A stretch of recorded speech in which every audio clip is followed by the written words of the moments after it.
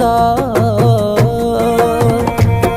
నువ్వు ఊర్వశివని కాదే నిన్ను ప్రేమించింది, నువ్వు దేవతవని కాదే నిన్ను పూజించింది, నువ్వు నింగివని కాదే నేలనేమైంది, నా ప్రాణం అనే కదా నీకు అలుసయ్యింది.